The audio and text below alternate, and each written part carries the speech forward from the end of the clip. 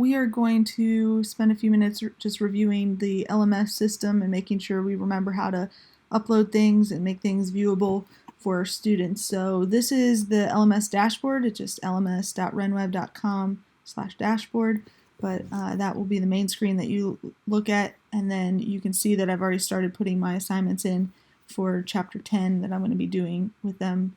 Still a lot to do with that, but just to start.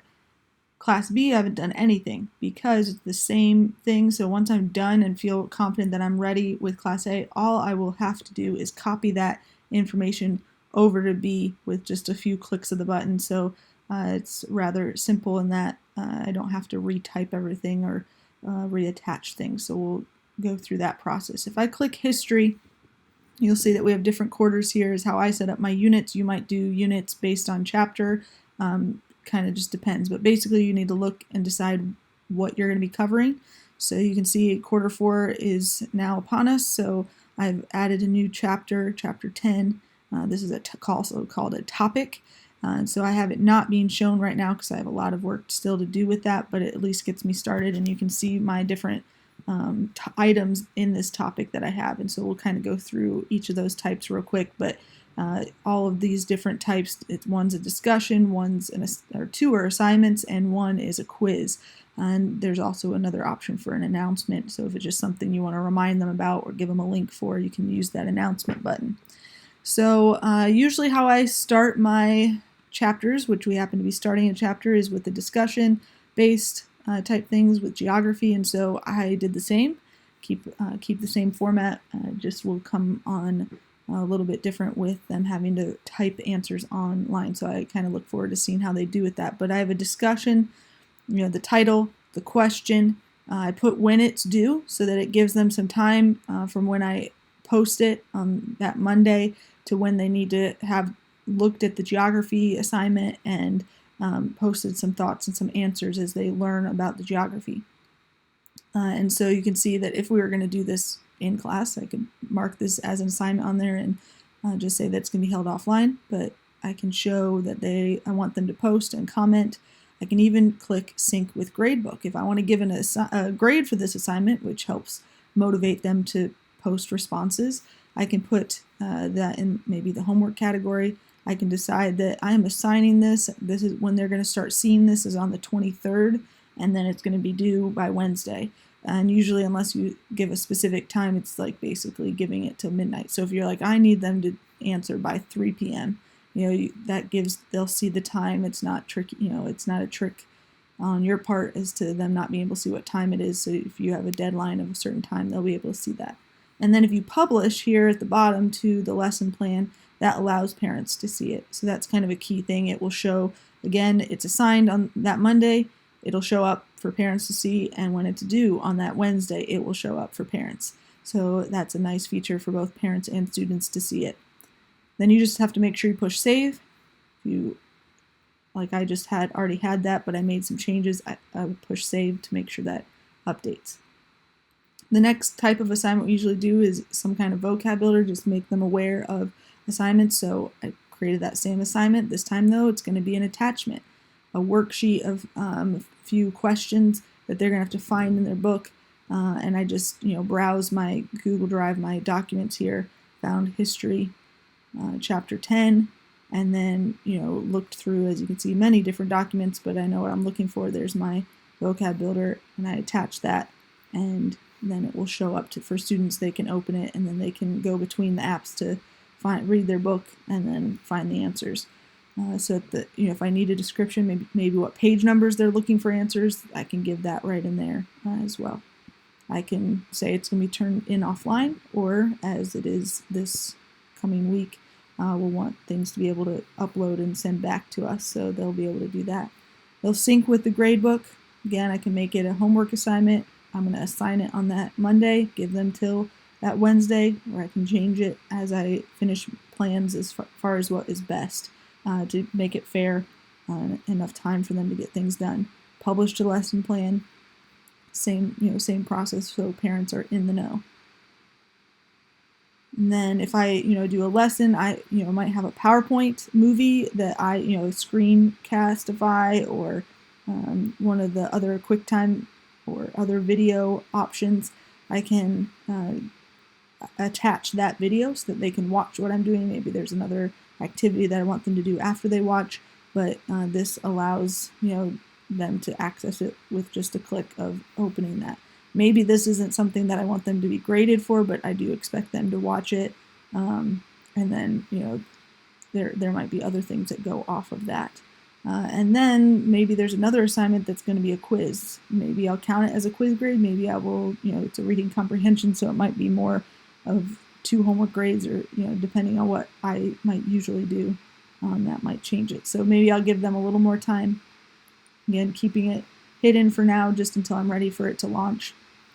Give the pages, give the quiz details, and this is where I'll want to say auto grade.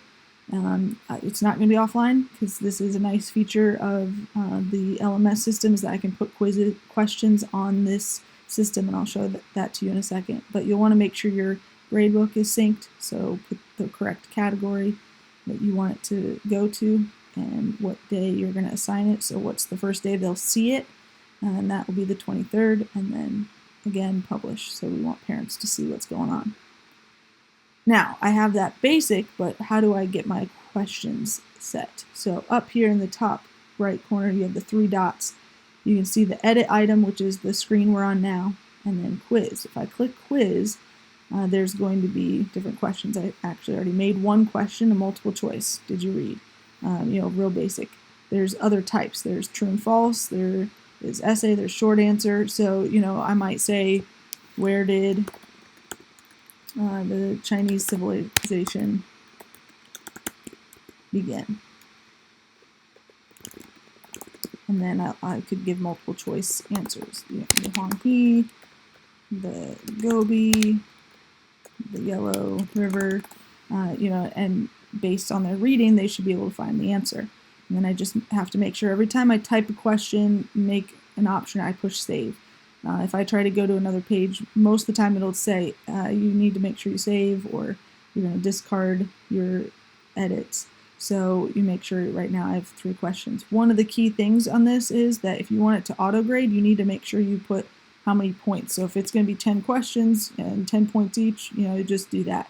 If it's going to be out of 100 points, but some of your questions are going to have maybe one's an essay question, and so I want it to be out of 20.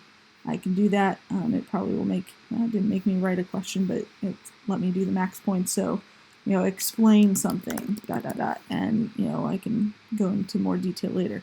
And up here, it shows you the max points. So right now, out of the 3 questions, I have 20.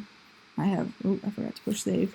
10 here and 10 there. So that's 40 points. Once the student takes it, some of those will automatically be graded because of the multiple choice true and false options. But when it's an essay or short answer option, you have to go through and decide how many points they get out of the max points that you've allotted to it. So you'll go to your grading screen, and you'll have your whole roster there, and it shows how many questions are each there, and if there's any penalty for being late or bonus for maybe they did some extra work and so they get a bonus, and then it will total the points there. So if I go into my first student and I look, here's my questions. Okay, it says needs manual grading, because it knows the first ones, once they take that, they haven't yet. You can see that there's no option. Once they take that, it'll automatically know whether they receive the points or not.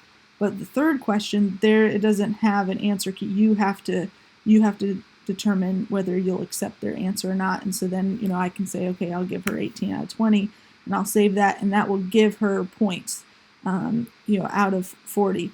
And then once those are calculated, obviously I don't want to affect her grade right now, so I'm going to take that back out, so that there's no poor grade showing up on her grade book. So I would go through each student. That would take a little time if there's short answer or an essay type, but otherwise it'll automatically grade and put the grade in there. And so that's how you would do a quiz. I think those are the basics of what you're looking for as far as setup, which does take a little bit of time, but if you can get the quiz set up, it is a nice system because it's auto graded for you. So the last thing to do would be, once I have my topic all copied how I want it, I can go into the edit page. So here's my topic information. This is chapter 10. You can see all the items are still underneath that main topic. And then I want to push copy topic, not the specific item. I want to do the whole topic, because then I can go to just my class, and hopefully you don't have to scroll all through these right now, but that gives you my other section, class B, and I can choose quarter 4 because I have that set up. And I would say copy dates directly, because whatever class A has as far as due dates, I would expect class B to be able to do the same. And then I just click copy topic, and it will do that, and then everything shows up. The key is, I'm not going to copy right now, but the key is that once I copy it, you're going to go to this screen, you're going to see all these show and active buttons are going to be gray on class B, because it is just automatically that way. So you'll have to go into that and make sure that it's clicked to show and to be active.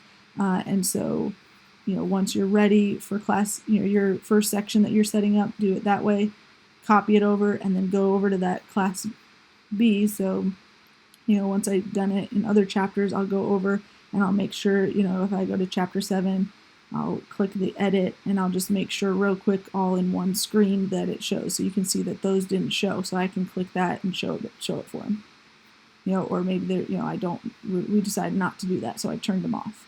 But you just want to make sure that in the chapters and the lessons that you're doing while we're out, that all of those are showing, so that they can actually access those assignments.